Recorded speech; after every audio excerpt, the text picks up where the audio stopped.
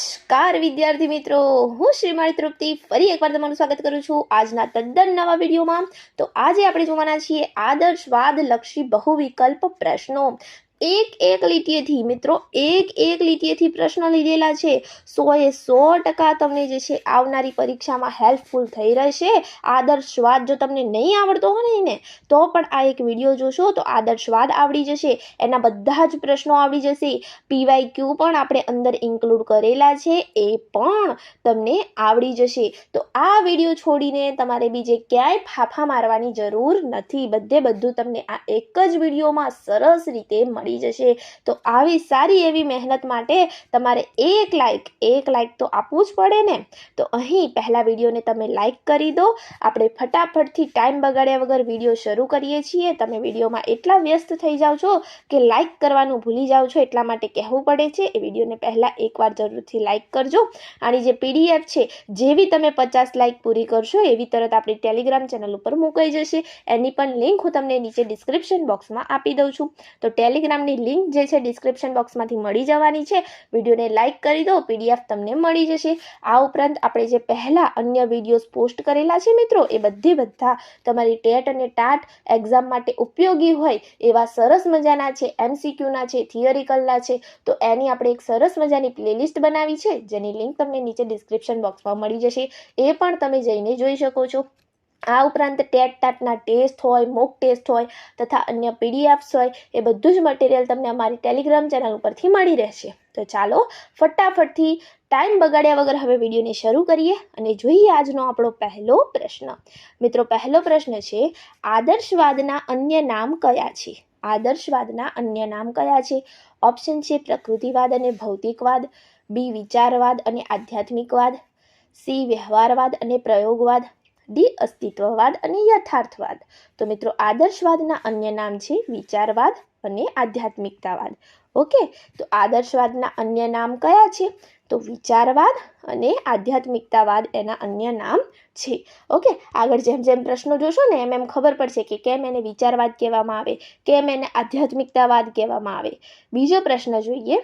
બીજો પ્રશ્ન છે, આદર્શવાદના પિતા કોને માનવામાં આવે છે?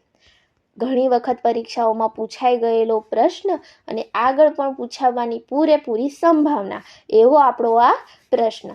આદર્શવાદના પિતા કોને માનવામાં આવે છે? ઓપ્શન છે આપણા સોક્રેટિસ, એરિસ્ટોટલ, પ્લેટો કે ફ્રોબેલ। તો આપણે જાણીએ છીએ આદર્શવાદના પિતા છે પ્લેટો। ઓકે, પ્લેટોને માનવામાં આવે છે।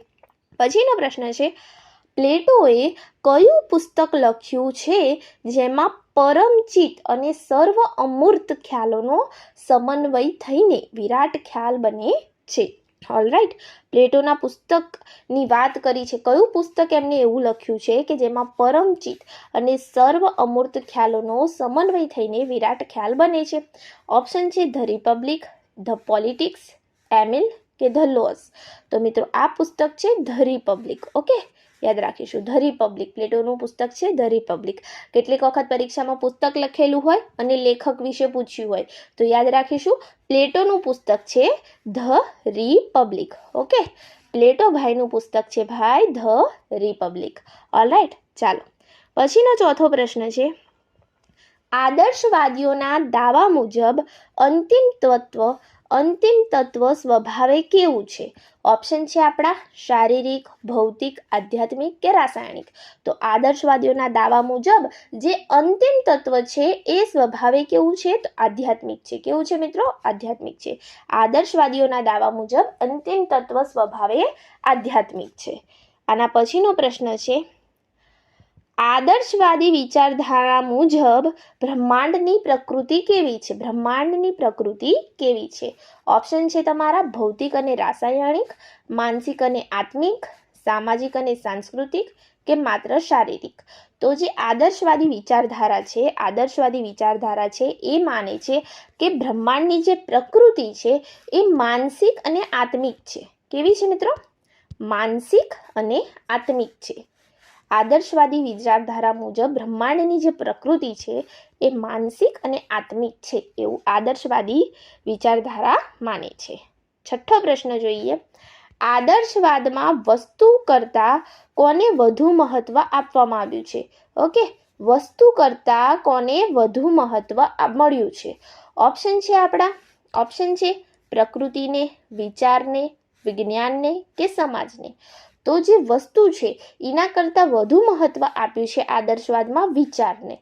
કોને આપ્યું છે મિત્રો? વિચારને. તો વસ્તુ કરતાં વિચારને વધુ મહત્વ આદર્શવાદમાં મળ્યું છે. આના પછીનો પ્રશ્ન છે, આદર્શવાદ એવા સિદ્ધાંત છે જે અંતિમ સત્ય આધ્યાત્મિકતાને માને છે. આ વ્યાખ્યા કોણે આપી છે? આ વ્યાખ્યા કોણે આપી છે? ઓપ્શન છે તમારા હેન્ડરસન, જેમ્સ રોઝ, ડી.એમ. દત્તા કે પ્લેટો. તો આદર્શવાદ એવો સિદ્ધાંત છે જે અંતિમ સત્ય આધ્યાત્મિકતાને માને છે. આ વ્યાખ્યા છે ડી.એમ. દત્તાની. આ વ્યાખ્યા છે ડી.એમ. દત્તાની. ઓકે, આદર્શવાદ એવો સિદ્ધાંત છે જે અંતિમ સત્ય ક્યાને માને છે? આધ્યાત્મિકતાને માને છે. આ વ્યાખ્યા છે ડી.એમ. દત્તાની. પછીનો પ્રશ્ન છે, આદર્શવાદ મનુષ્યના આધ્યાત્મિક પક્ષ પર ભાર મૂકે છે. આ વિધાન કોનું છે? આ વિધાન કોનું છે? વિધાન શું છે કે આદર્શવાદ મનુષ્યના આધ્યાત્મિક પક્ષ પર ભાર મૂકે છે. ઓપ્શન છે આપણા Rosen, Henderson, D M. Datta, James Ross. તો રાઈટ આન્સર આવશે હેન્ડરસન. આ વિધાન કોનું છે? હેન્ડરસનનું. ઓકે, આદર્શવાદ મનુષ્યના આધ્યાત્મિક પક્ષ પર ભાર મૂકે છે. આ વિધાન છે હેન્ડરસનનું.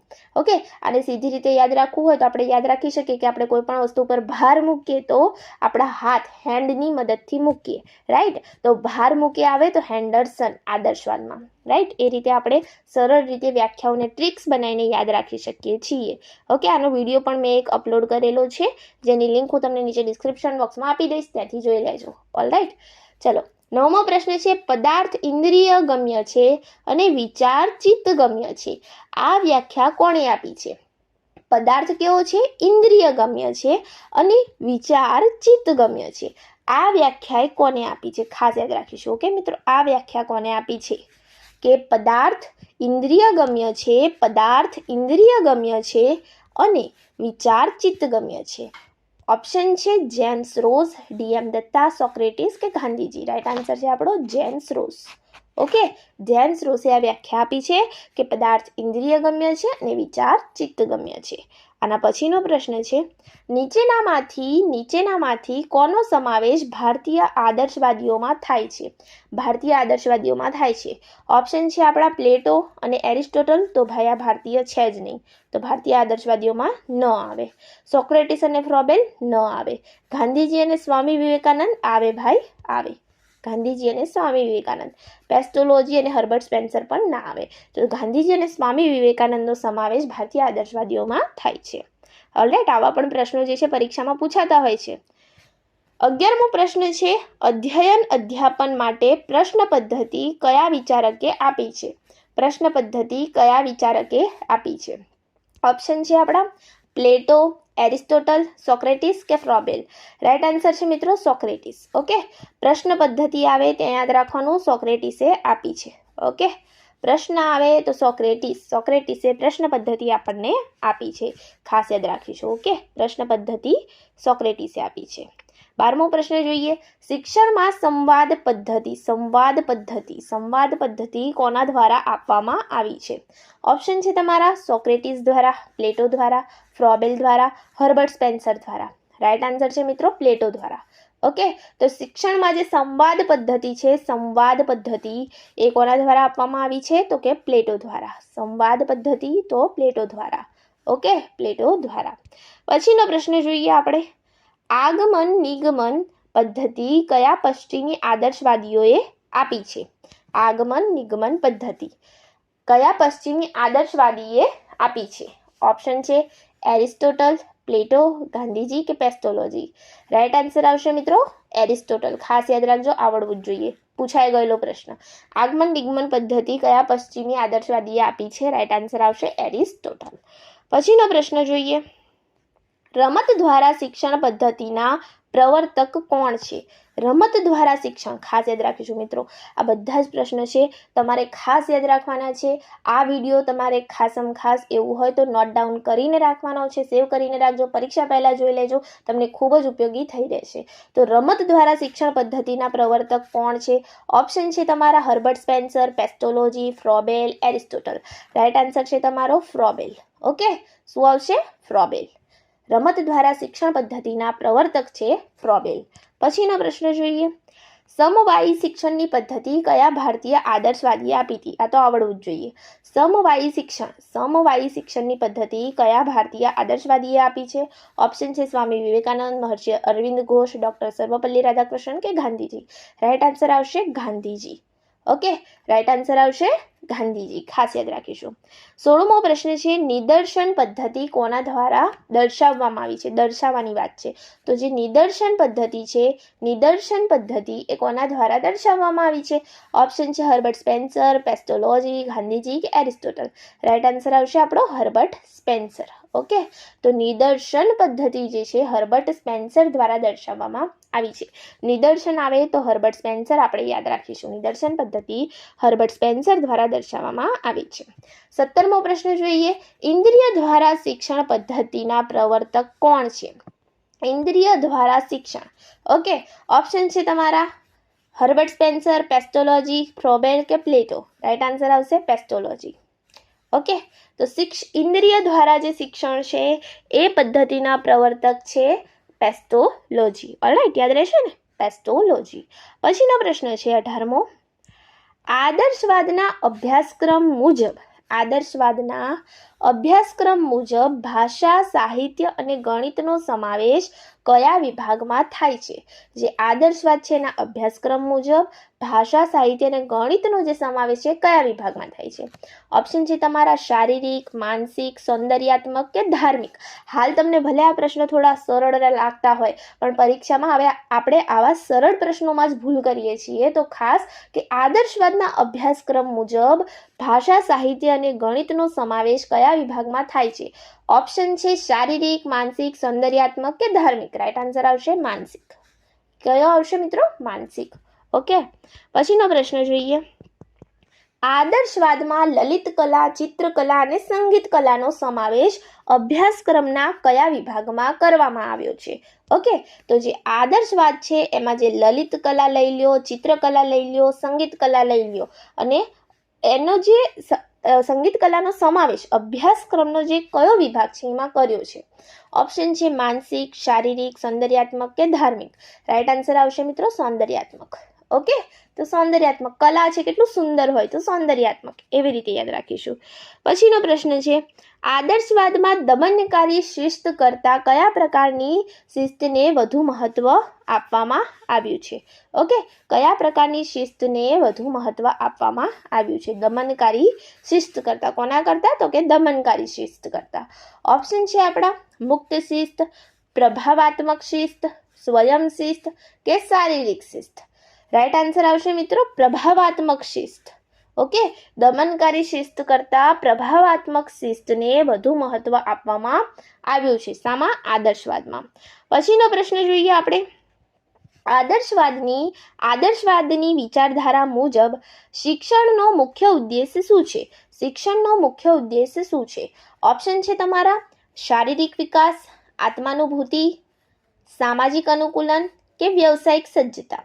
તો આદર્શવાદની વિચારધારા આપણને ચોખ્ખે ચોખ્ખું કહે છે કે આત્માનુભૂતિ એનો મુખ્ય ઉદ્દેશ છે.